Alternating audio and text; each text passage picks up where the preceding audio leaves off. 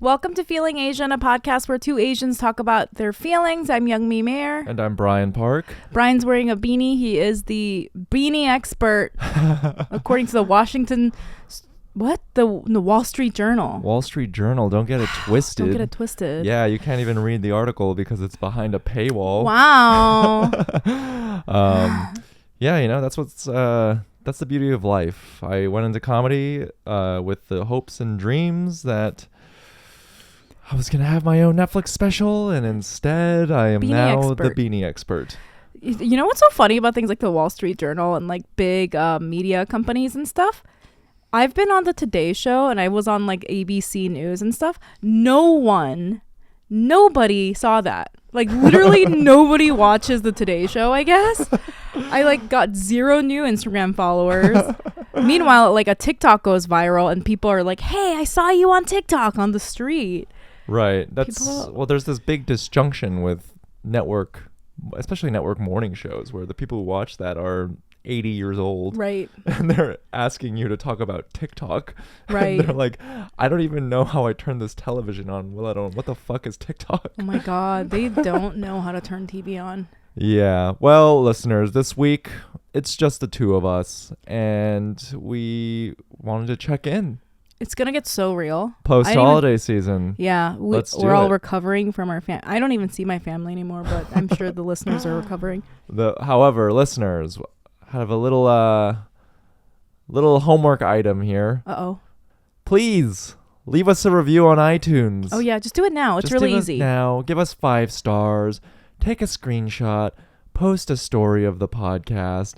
But the reviews really help us because it bumps our podcast in the algorithm of Apple iTunes and Spotify. Please. Yeah, helps us get that good organic reach. Y'all are great for listening and tuning into the podcast, but just this little thing will really help us reach new listeners, which is what Youngmi and I want. We want to grow our army of Feeling Asian power cringe listeners. Oh, we should. We said we were going to do merchandise, didn't we? That's in the works. God, we're so lazy. That's in the fucking works.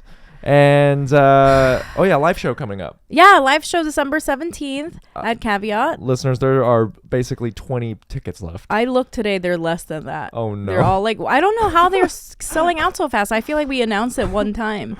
I don't even think we announced it. Yeah. I think that a lot of people come to the show and at the end we announce it and then they buy it right then is what I'm guessing. Well, if you're listening, leave us a review. Give us 5 stars on iTunes. Come to our show. Come to our show. Please. We need it. And our last homework item is Patreon. Patreon shoutouts. If you like our podcast, you can donate money on patreon.com/feelingasian. And whatever amount you decide to donate, we will shout you out on the show. And we're still trying to figure out what you want because we're like trying to, I don't know, say nice things. People didn't like that. We got some masochists. Yeah. I called someone a slow runner and they were upset about that. Really? I'm a bad runner. I run weird. But yeah, let's jump into the shout outs for this week's episode. All right, first shout out, Youngmi. It's a special one. Yeah. This is for Mylese L on behalf of Skip because it's Mylese's birthday. Oh, happy birthday, Sagittarius. Yeah, I know Mylese Queen. Too. Really? Yeah, Wow. I met Mylese recently, so I'm going to let you guess. Sagittarius, so you know I like this person. Weird runner. Runs weird. Runs like weird. Me. I have this weird run where my feet kind of kick out. It's like very embarrassing. I rarely do it. Oh man. You know she is this person a she? Yes. She pronouns? Okay. Yeah. She loves her parents. I met Mylese once. Okay. Yeah, on a deep Bushwick rooftop party. Ooh, nice. She's got chaotic vibes similar to you, Youngmi. Really? Yeah, that's my guess is if y'all met at a party, you would really hit it off. Yeah, we'd be like, people are like, where did Mylese and Youngmi go? And then they would like catch us on the next roof. Like we jumped over there. We're like stealing someone's flat screen or something. 100%. Well, in any case, Mylese, happy birthday. Happy birthday. And our next shout out goes out to Francis. I have been getting this vibe that this person is. I see their apartment. It's a psychic vibe. They have a like those exposed brick, like kind of nice apartment, you know, like in Park Slope. That's like what I'm getting. Yeah. That's my psychic vibe. Yeah. Right? Yep. I'm getting. Where's a tuxedo? I was getting like fancy Asian. Tuxedo. Where do you wear a tuxedo? That's the thing. But there's a whole subsect of New York that wears tuxedos and goes to benefits. And I like galas. those people. I like those people that know when you are supposed to wear a tuxedo. You know what I mean? Right. They're like, oh, that's the wrong kind of suit. Meanwhile, I'm like, Meanwhile, I don't even know. I'm serving the drinks. I don't even know where I would buy a tuxedo. I don't even know where I'd buy a the tuxedo. Tom Ford store, I guess. The Tom Ford store. No, but I feel like actual tuxedo wearers would shit on someone who wears a tuxedo from Tom Ford. You know what I'm saying? Yeah. That's some new money Tuxedos shit. Tuxedos are so weird. New money. But Francis knows what's up. Nice. They know where to get their tuxedos. Next shout out goes out to Rachel Lau. Rachel Lau is somebody that really just really enjoys a nice shoulder rub. What am I doing? What was that? I don't know. That's what I got. I got the energy. Shoulder rub energy? Yeah, like shoulder rub energy. You know when you go to like an Asian person's house and they have like 19 personal massagers? Every Asian person I know. Well, I'm feeling like a menace. You know how some guys have "Where's my hug" energy? Oh my God. Rachel Lau is Where's my massage where's my energy? Shoulder massage energy. Also, that's my energy too. Rachel Lau, Rachel Lau, when it's at a group hang at Prospect Park, she be asking for those shoulder massages. Massage my hand. That's Rachel. Yeah, for sure. Next shout goes out to Masami Cookson.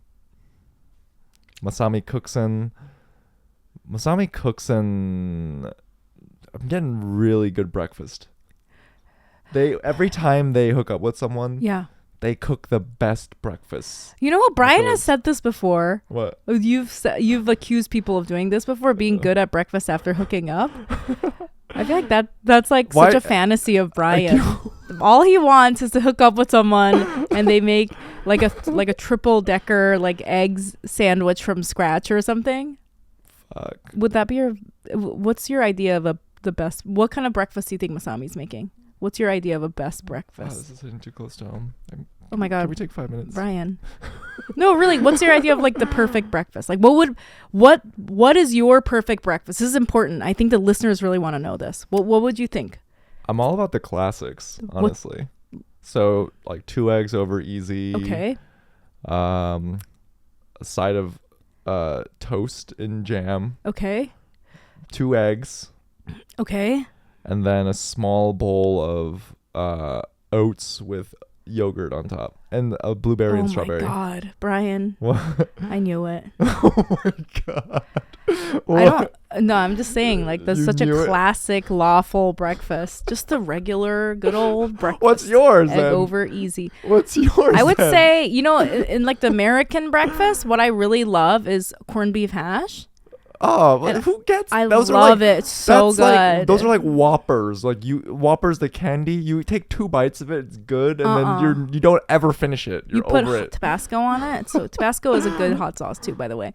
But like I used to like it so much as a kid that I asked my mom to pack it for lunch for me. Corned beef hash. And some kid saw it and said, "It looks like throw up," and then I never ate it again. Damn, I got hate for like having white food. Oh what? My God, corned beef hash. But I think the best breakfast is kimchi bokkeumbap, kimchi fried rice, right? Wow. With the egg on top. I don't like eggs, but in that occasion I will eat eggs. All right, I'm down for that too. Right? Like a Korean. So with spam on it, or the Filipino breakfast. The Filipino breakfast. Its bomb would be some rice, a little bit of spam, some egg, and then a side of a miyeokguk. That's like the Filipino breakfast and miyeokguk. Right? I don't like miyeokguk. I like miyeokguk. Miyeokguk is Korean seaweed soup. All right, well, thank you for shitting on my breakfast taste, Youngmi. Classic, it's good. On to our last shout out for this episode, Christopher Icasiano. Okay, Christopher, I'm seeing somebody that's really into cars. That's my psychic vibe. Big car guy. Yeah, like a sports. Are we thinking? This person owns a sports car. Are we thinking vintage cars, or are we talking Southern California, Asian Honda Civic? Oh, I was souped up cars. I was seeing like a vintage, like a nice car. Like this person puts all their money into this one car, and it's amazing. That's what I'm seeing. Yeah, Christopher Cassiano. I'm getting refined, tasteful, good taste. Like an good old style. Like a vintage Porsche or something, you know? He'd be... I don't know about cars. Yeah, vintage Porsche, vintage Levi's, vintage furniture. Yep, yeah. Good taste everything. Why are I know this is a stereotype, Brian, and you fall into this category. Okay. Why do you think Asian men dress so well? Beanie expert Brian Park. Why do I think all Asians dress well. I think it's... I don't know. A lot of Asians just have an appreciation for design and art. Yeah. Passed down from our parents. I think it's a specific thing with Asian men, though. I mean, Asian women, obviously. I mean, but I feel like all women are sort of dressed well. It's either I'm not even in this category because, like, yeah, I know how to put on clothes, but some Asians are, like, extra level. Way too stylish. Right. Yeah. It goes the other way, like they look too stylish. They look too stylish. I have no idea. A lot of Asians do be dressing well, though. They do be. I have to say though, it's either Asians dress really well or they're like the Cookie Monster pajama pants wearing. It's either pajamas, like only pajamas. Yeah. At like when you go to like college and like you see those girls like rolling up in their like Honda Civics and they're just wearing pajamas and they have those big keys on that lanyard and they're just shaking it around. That's Asian, or just Balenciaga. There's no middle ground. No middle ground, but the truth is the Asians who spend their money, who be maxing out their credit cards on Balenciaga and Bottega Veneta. Yeah. Deep debt. Cookie Monster Asians. Millionaires from software engineering. We know that. We know, and they can fight. The Cookie Monster print pajama pant stereotype is so accurate. You know when that became a meme, like the girls in high school eating hot Cheetos and the Cookie Monster? It's so weirdly accurate, right? I love it. It's so true. I love it. And they always know how to fight. Yeah. That's so true. I don't know whoever came up with that, but I mean, on point. Yeah. It takes one to know one. I think that must have been you. Yeah. In high school. Cookie Monster print pajamas. You are currently Cookie Monster print pajamas. Seriously. Standing up for everyone getting bullied. Oh my God. Well, listeners, thank you for your continued support. And if you'd like to donate to our Patreon, you can do so at patreon.com/feelingasian. And without further ado, let's get to our episode. Brian, how are you feeling? All right.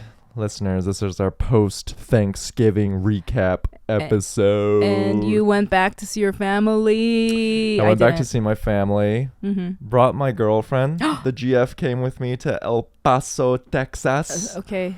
Yeah. Was that a Spanish accent? That was vaguely racist of me. El Paso. Was that Spanish or a robot voice? Spanish would be El Paso. El Paso, Texas. Nice. Yeah. El Paso, Texas. How was that? But she's met your parents before. She's met my parents before. It was great. It was great. She kept saying how staying with my family for an extended period of time and interacting with my parents, she understands me much better. Understands me, why I am the way I am. Interesting. Yeah.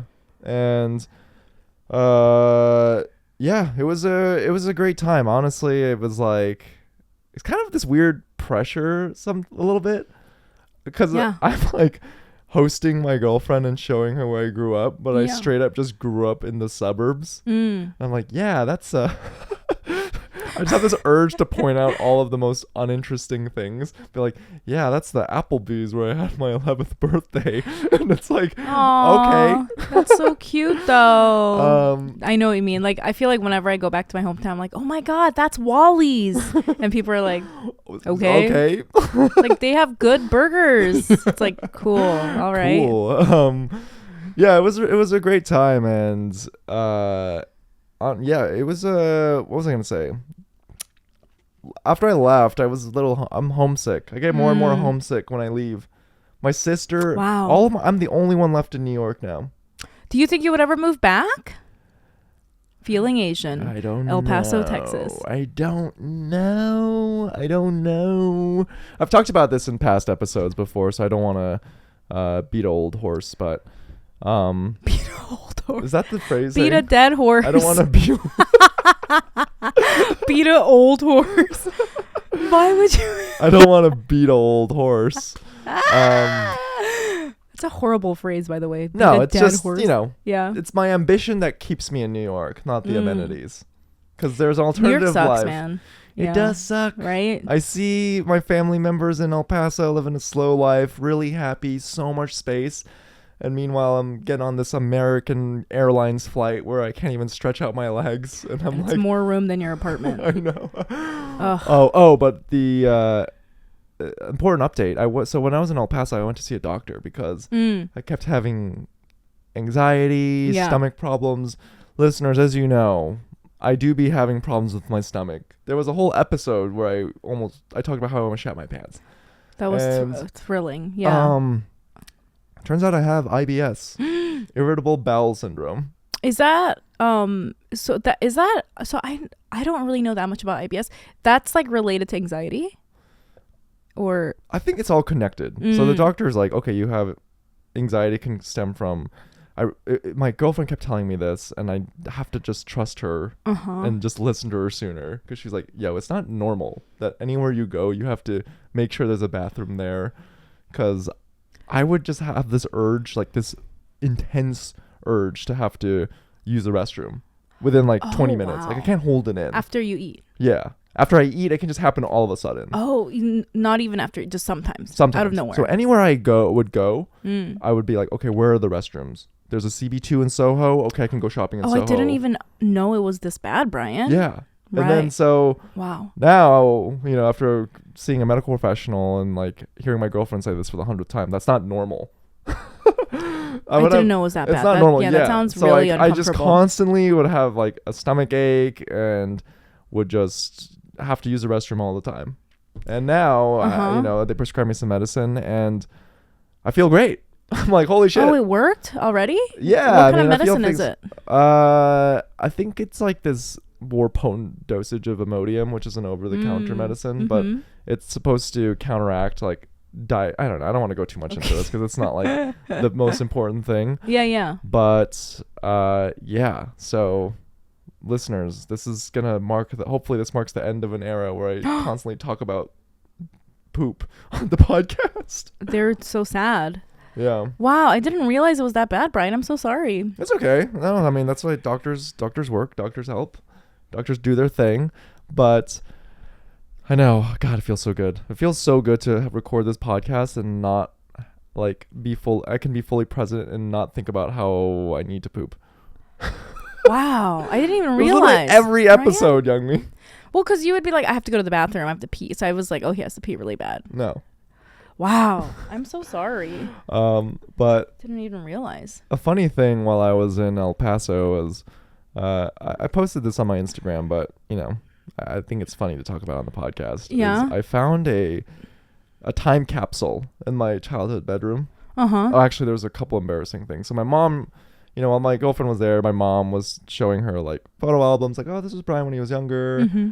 Basically, like it was just to roast me because I was so cringe. But I found my senior year yearbook. So embarrassing. Can I see it? No, I don't have it with me. It's at home. But found my senior year yearbook. Yeah. And we have a page, like, so you get to fill in an entire page for yourself. I had that too. Yeah, I was an obnoxious high schooler. Really pretentious, really into Pitchfork, blah, blah, blah. Oh. For my quote. Oh, God. For my quote, I put a quote from Chuck Palahniuk, who's the author who wrote Fight Club and Survivor. I'm a real piece of work here. Yeah. And the quote I chose is, it was something to the effect of, what's the point of doing anything if no one is watching you? And look at what I do now for a living. This is so cringe, but also, did I prophesize? Yeah. Yeah. That is interesting. I'm like psychoanalyzing you. My values are why am I so desperate for attention? You know, I've been doing this thing. I had to do this happiness exercise this. I'll announce it later. I don't know if it's going to go through. So I just had to do this happiness exercise where every day I think about. Is it from a Yale psychologist? I think I've done it. No, it's for, well, I'll just say I don't care if I don't get it. They asked me to be on NPR's like Science of Happiness. Oh, cool. So part of it is every day I have to do this happiness exercise. Okay. And the one that I chose is imagine your best self for 15 minutes and who are you? Right. What's your career? Where do you live? And you're not supposed to think about all the things that are in your way. Like, cause you know, instead of being like, well, I can't have this cause I don't have enough money. You just imagine that person without any restrictions. Yeah. And the thing that keeps coming up over and over, and it's kind of similar to what you just said, is I was like, I'm happy with who I am now, basically. Right. But I want people to see that. Wow. You know what I mean? Like, I want to do I just have a bigger audience, like where that means like I want to write something or, you know, like have the podcast have a larger audience. Yeah. So it's almost like I did a lot of work and I am happy with where I am. But like part of this happiness idea that I have in my head is that people see it. Which I just discovered by doing this exercise. Oh man. And I'm like, man, I'm like a fucking that. weirdo. Yeah. It made me feel like shit. I was like, I'm a loser. Yeah. But maybe but also it's like, you know, like I've talked about this before, like ego is natural. Everyone has an ego and like there's no point in like pressing it down. Maybe just be authentic and be like, okay, like experience that feeling. I'm an attention whore. Yeah. What about it, bitch? I want to be the main character. I'm a loser. Sorry. I like it. And just accept that, you know? Oh, crazy. Well, I want to unpack that some more, but tell me what else. Well, so I found a time capsule from 4th grade. Yeah. And our 4th grade teacher made us write an autobiography. Mm-hmm. And I just want to read some passages from it. I'm so ready. So listeners, I wrote this in 4th grade, and one of the chapters, it says inside outside me. So you had to be like reflective and write about yourself as a 4th grader. So I think I was 9 or 10. And I wrote, my personality is strange. I am super shy when I have not met the person. I am not sensitive when it comes to feelings, like when a person calls me Chinese boy or something like that. I like sports, especially tennis. Yo. It sounds like you wrote that yesterday. What does sensitive mean? I misspelled sensitive. Oh, I was like, I am not. This made me sad, but it's also I am not sensitive when it comes to feelings, like when a person calls me Chinese boy or something like that. That is so sad, Brian. Oh my god. Well, if I reading something like that, that would rip me apart. That is so sad because you were being sensitive. Yeah, and then and another one I wrote. From my point of view, it doesn't matter what religion you are as long as you believe in the Lord. I don't think money... I grew up in Texas, everyone. I don't think money can get you anything because money can't get you a new soul. As long as you believe in the Lord, life will open its gates. The Lord? My opinion is that it doesn't matter what gender you are to do things because everyone has rights. I just think it is unfair for women that they never get elected for president. Wow. Yo. Feminist ally, Brian Park. Ally, but also evangelical Christian. Also, you can believe in any God as long as it's our God, the Lord. Man, the Texas influence is strong, and it's How did you even know about God? Because your parents... That's what everyone in Texas is into, and what's so funny is that my niece, she's 7, and she grew up in New York, and then she moved to Texas recently. She's super into Jesus now. And I think weird. It's just a phase. Yeah. It's just kids like, it's hard for her because she's a new kid and everyone in her school is like very into Christianity. And I mean, I was too, as you can see. But damn, that Texas influence do be strong. Yeah. Man, that's like so interesting. I know. So funny. Doesn't matter what religion you are as long as you believe in the Lord, Youngmi. That's so funny. And lastly, I wrote, I admire John Travolta for his patience. What? I don't know. For his patience. That is so funny. That's so what? I mean, come on. John Travolta do be patient. He does seem patient, I guess. That is why he gets hired for roles. That is for his patience. Christian shit. Patience is a virtue. And you know what? I am still the same person. I have I have deep Christian shame. Yeah, you think I don't be sensitive when people call me Chinese boy or something like that. I just talk about it in the safety of my podcast called Feeling Asian. We really got a window into your brain. I know. Some things just never change. The John Travolta thing is I'm like I feel like that's something Mino would say. Yeah, just random stuff. Just random like Mom, like, do you know Timothée Chalamet's favorite animal is zebra? Yeah, kids love that kind of shit. It just makes no sense. Oh my God, I'm like really unpacking all this, Brian. I'm like really, my brain is just like overworked right now thinking, I'm like analyzing. I know. You know what's interesting though? I have to say, if your kids do say something weird, like if you're not religious and they pick up religion or something, I think you don't have to worry about it because when they become adults, they will figure it all out. Like, don't freak out if your kid is like really into Jesus. I think that's a lesson right there. That's the lesson. Mino said something so funny, talking about funny things that kids say. What did he say? He was like, the other day he had like a little cold, so we couldn't go to Thanksgiving. Mm-hmm. And he was like, I was like, how do you feel? He's like, I have a fever and I feel like, like I'm dead on the inside. But he like he heard someone say that like at a funny show. But he didn't understand that we use it as like sarcastically, like being like, oh, I'm like, I don't feel anything like right. emotionally. So he thinks that like people use it when they're sick. Oh no. So he's like, I'm feeling like I'm dead on the inside. Like he was saying it all dramatically. It was so funny. God, New York. See, this is the difference between New York and Texas. Here's my niece, who's the same age as Mino, by the way. Oh, right. Telling me about how her favorite class is Christian education. She loves. But what's so funny is that my sister and brother-in-law tease her about it. So there's like a bunch of like in Texas you'll see like statues and carvings of Jesus on the cross. Yeah. And my sister will be like, hey, it's your homeboy. Who is that? And my niece will be like, it's Jesus. They tease her about it. No, but funny. You know, listeners, it's not like they don't accept it. Like they want her to like, they like the idea of that she's like believing in something that's bigger than herself and parsing it through. But it is. They're like, that's your homeboy. It's like, yeah, it's Jesus. That's like nice. Like obviously, honestly, I'm very against religion. But if Mino like found comfort in it, what can I right? What am that's I exactly do? The same how they feel too. I wouldn't let him like get involved in like the misogynistic aspects of it because it is so misogynistic. But like I'm gonna let him do whatever he needs to do. Like it's better to experience and learn things and then come to your own conclusions before like rejecting it entirely.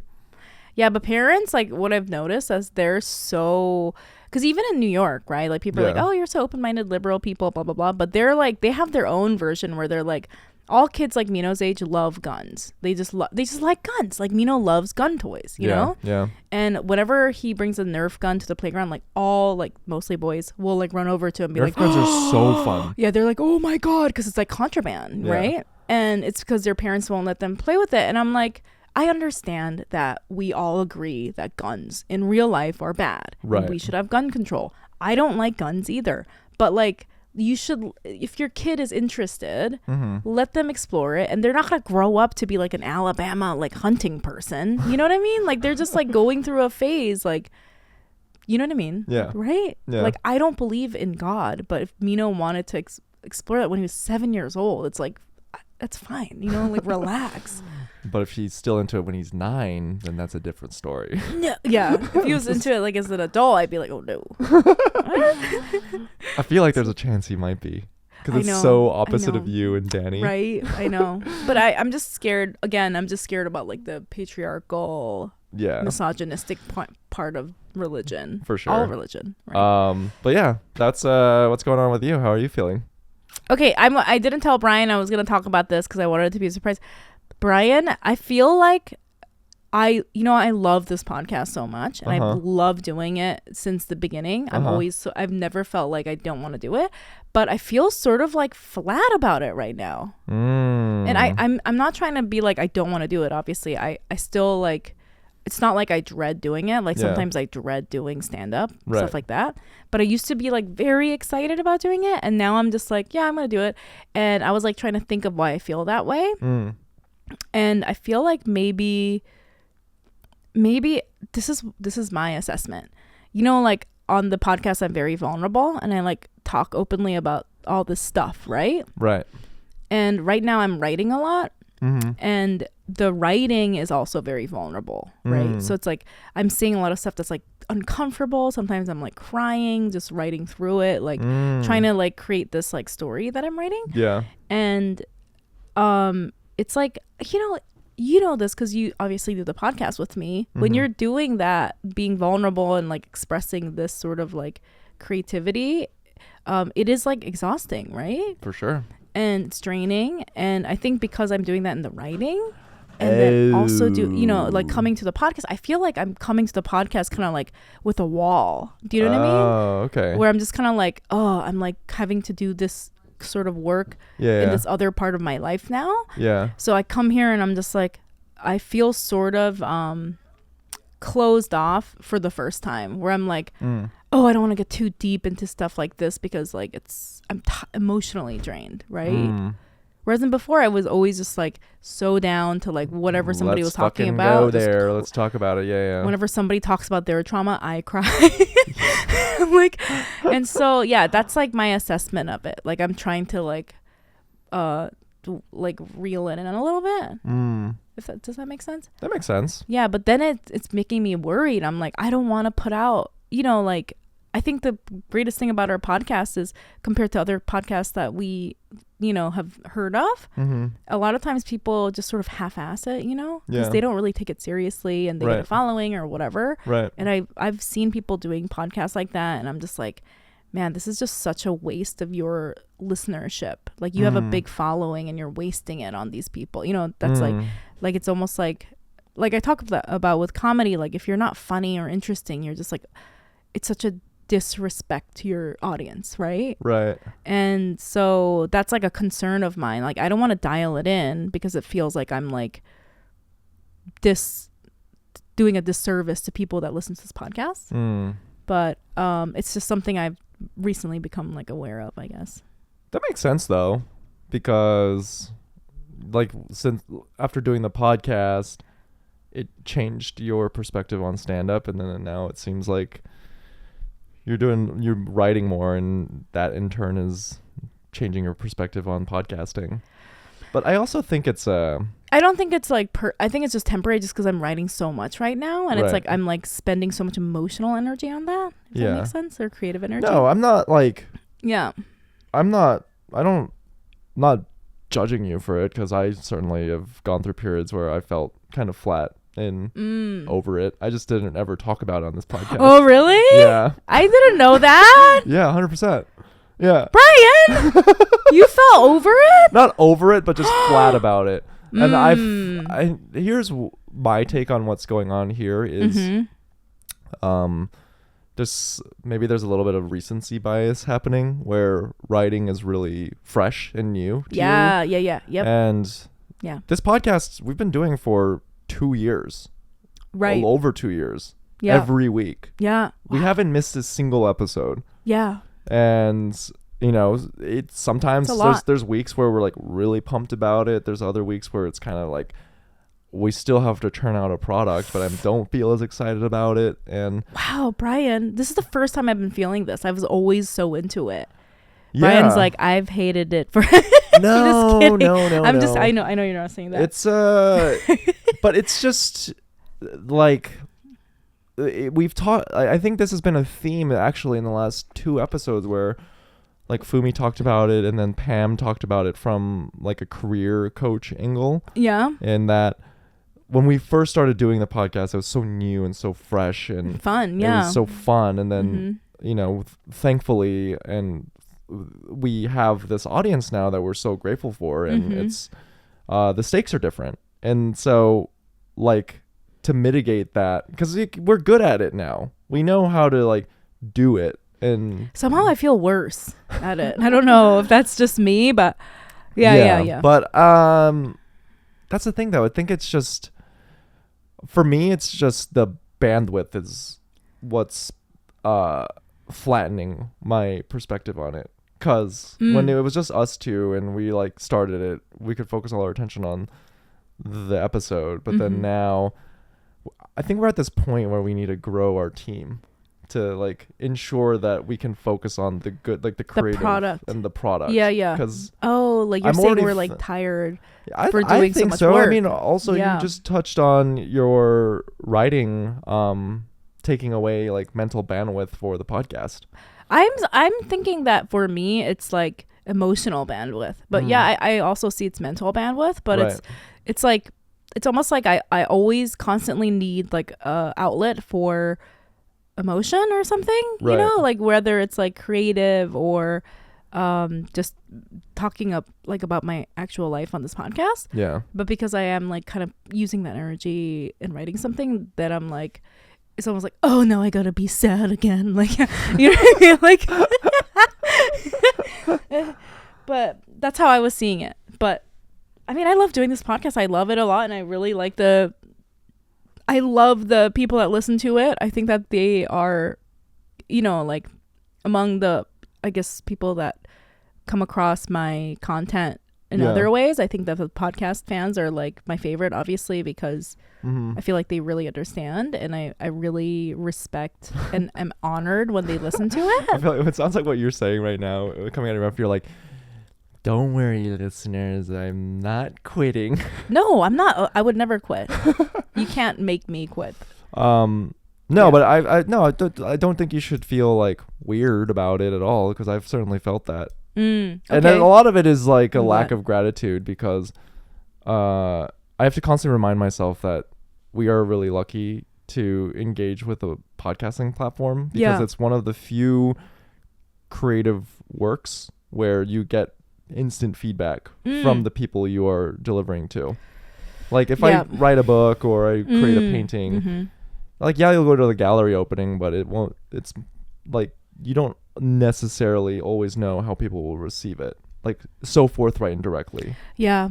You know? Oh, I'm glad that you brought up the book thing, because now that I'm like writing something that's like meant for, it's like a project that's like doesn't have like immediate like reward, like social media or podcast, like not immediately published, it feels like so different and weird, but good, but interesting, I feel that but I think there's a lot of factors at play here. I think for me personally, it's just a bandwidth thing, because listeners, we have some exciting things in the works. We have a really big live show. Like our live shows are getting bigger and better. Yeah. And we're planning a tour. We want to tour this in 2022. Honestly, that is a big part of it too. It's a lot more work. It's a lot of work, Brian. It's just us two. It's just so much work. Maybe that's also part of it. Well, that's why I mentioned is I think we need to expand. And if any of you have any, actually no. Do we like being independent? Do we like being DIY?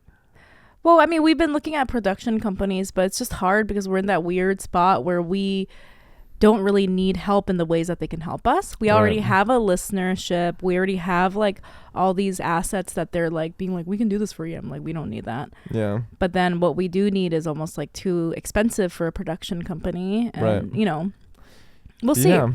We'll see. So listeners, fret not. We have exciting things in the works. It's just, I don't know. It's a lot. You want to hear something really interesting? What's up? I literally do not get nervous whatsoever when doing stand-up now. And I don't know is that bad? Because I remember like somebody was like, oh, if you don't feel butterflies, that means that you're done. You don't care. Yeah. I mean, but I have fun and I like it, but I don't feel nervous at all, whatsoever. And then I have a lot of fun, and then, people laugh. Sometimes they don't. And then it doesn't really bother me. And I don't know what happened. Like yesterday I did a comedy show, and there was like big comedians on it. Like Harry Kondabolu was on it. Okay. Is it Hari or Harry? Hari. Okay, sorry, Hari. Sorry. Like he was on it, and there's like Carmen Legata was on it. Like just big stand-up comedians, you know, that I respect. And I was just like, what? Like I did not feel scared or anything. Yeah. I think that's good. It feels a lot more fun. Isn't that just what mastery is though? Is you get exposed to it enough times where maybe it becomes a comfort, and like you not being nervous is what translates to onstage confidence. Because I just like get up and I have like fun. I'm just laughing. Right. And I'm just like screaming at people.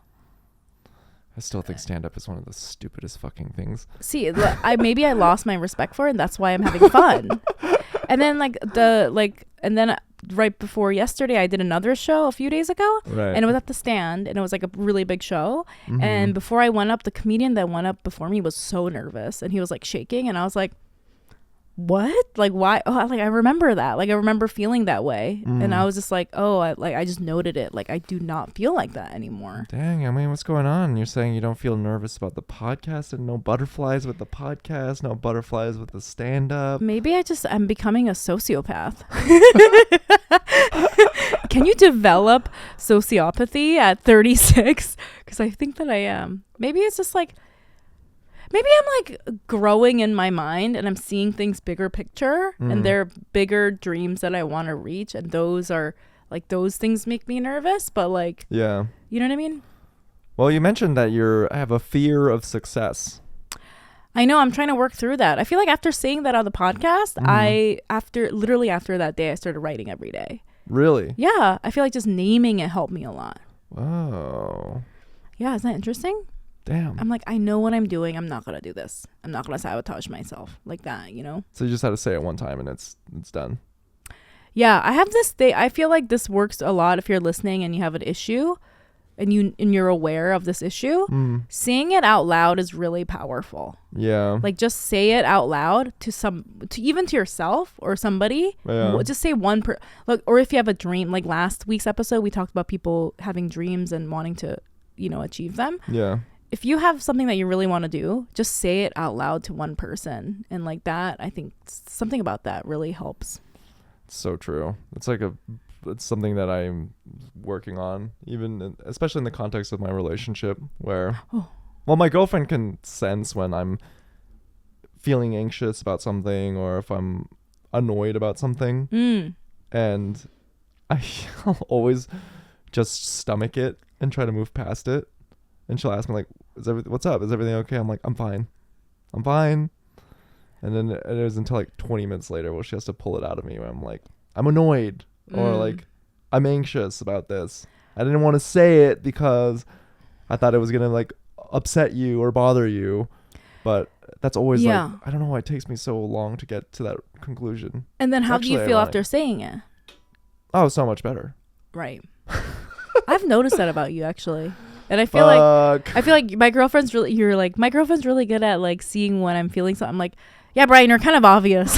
You're like, you're sitting there like, I'm like, Brian, is something wrong? You're like, I'm fine. And then 20 minutes later, you're like, I'm mad. I'm like, yeah, we could tell all of Brooklyn.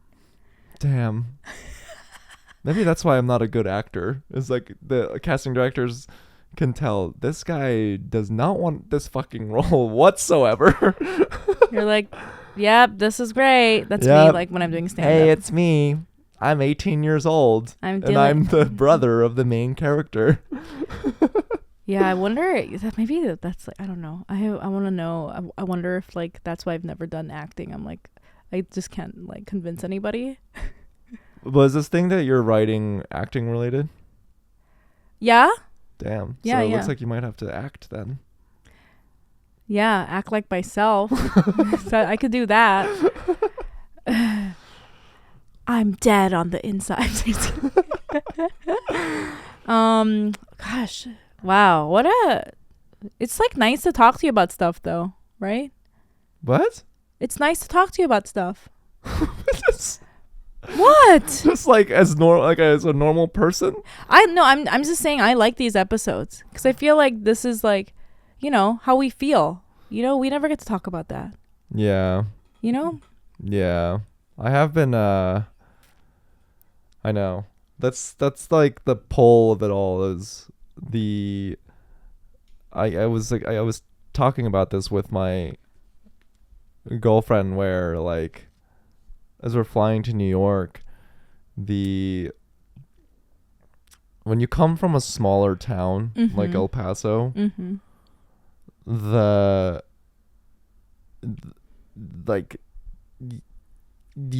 comfort of small town life, of just being content and happy and having that sense of community. I rejected that entirely, but as I get older, I'm like a moth to a flame. It gets stronger. That seems nice to you? More so than it did in my early 20s. I totally get now why people leave New York for their hometowns to be closer to family or choose that. I don't know what's like keeping me here, But it's just blind ambition and desire and delusion. Is that what just keeps people running here in New York? Because objectively speaking, living in a small confined space it's not tight. It's not cool forever.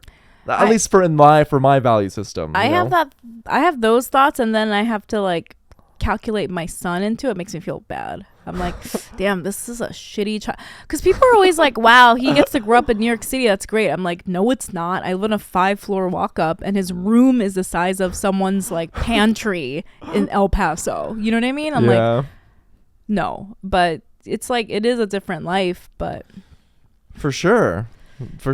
That's, yeah. I've not reached any conclusions about any of it. All I'm saying is that my perspective has broadened for sure.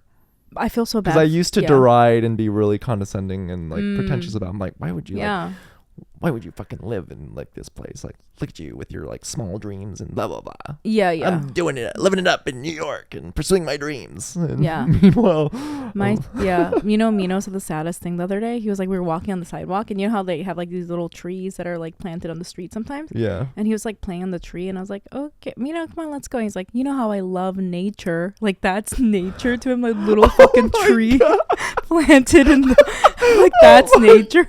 He's never been to the woods. He's been to the woods. God. I was like, that's so sad. But let me just say one thing about the suburban thing though, Brian, because I feel like we've talked about this already. I feel like I think it's the grass is always greener thing, because I know so many people that live in the suburbs that are like so miserable, and they are sad that they never tried to do something and they want to do, like. So it's the grass is always greener. I never see it like that, because I'm like, I wanted to do this and I'm doing it. So there. Right. But I've already lived the life where I'm like, I wasn't doing it, Yeah. No, for sure. Yeah. These are all good changes. I think I'm just currently in the midst of all of this. I'm just processing what it is that I'm doing currently, and then how does it fit all into the big plan? Like the big plan and the framework of what I perceive to be as a good human in society. Yeah. And like, am I operating towards that goal? Because it's true. I don't know. I got like I'm realizing like how uninformed I can be at times about certain things, and just trying to navigate all of that. It's just a part of growing up, Yeah. As I was like flying over here, I'm like, I picked up this. I picked up The Economist at a travel kiosk, and there was a whole issue dedicated to like predictions for 2022. And I was reading it and telling my girlfriend, I'm like, okay, I understand that America is currently going through like an inflation problem, and like central bank interest rates are like used to mitigate that, but then that can have negative ramifications. Okay. And I'm just like, I don't understand any of this, yet I know how the TikTok algorithm works now. Like, great. But that's the thing is like, I realize the value of it and I want to inch more towards that. Right. You know? But then now I'm like, okay, I do this line of work in entertainment where it can be very narrow and myopic. And I mean, even someone left this comment on one of our episodes where I was like really upset about something so esoteric like clothing brands or something. But they were like, I thought Brian was going to talk about the rise in populism and the global climate crisis. And I was like, yeah, you know, it is a privilege to be upset. You know, I understand it's a privilege to be upset about. It's a privilege to be stupid. I have stupid people privilege. No, I'm not. You're not stupid. I'm just kidding. But yeah.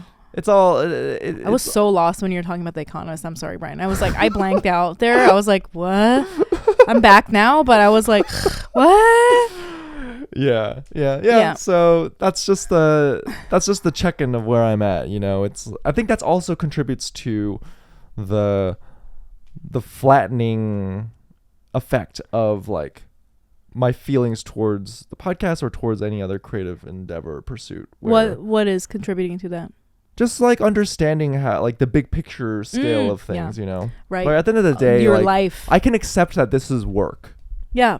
And it's work that I'm very happy to do, but it doesn't have to be like everything and all consuming. You know what? You should do the happiness exercise that I was doing, because all you do for 15 minutes, you like imagine your best possible self. And I learned so many interesting things about myself, because like part of it said like where do you want to live? Like, you know, if money is no object. Well, I thought you were going to talk about that on this episode, is what are things that you were surprised to learn about yourself? Okay, well, let me tell you really quick. At the very end, this is what I learned. I learned that I don't care about money or a nice house. Really? Because I was like, I kept trying to visualize like, okay, where do I see myself? Do I have a nice house? Yeah. And I was like, well, what if I have a nice house? What if I have a fucking mansion? Am I comfortable there? And I was like envisioning myself living there. And I was like, I'm not comfortable living in a fucking mansion. That's uncomfortable. I don't want a mansion. You know what I mean? Like, even if I could afford it, like, I don't see myself there. That wouldn't make me happy. You know what I mean? Like, would I be happy in a really nice apartment in New York? Yes. Right. But then I was like, I don't want like to live in like a luxury building with like a doorman. That's embarrassing. I don't want that. Makes me uncomfortable. I used to live in a building like that when I was married. I hated it. You know what I mean? So it's like you really see all these like things like like how you want to live, and it's different than what you would assume. You know, it's so different from where I'm at now. Really? Where I used to not care about money. Yeah. But now it's all I can think about at this current moment is like, I want money. How do I get money? How do I like, what's the economy of scale of things that I'm doing right now? How do I monetize my skill set?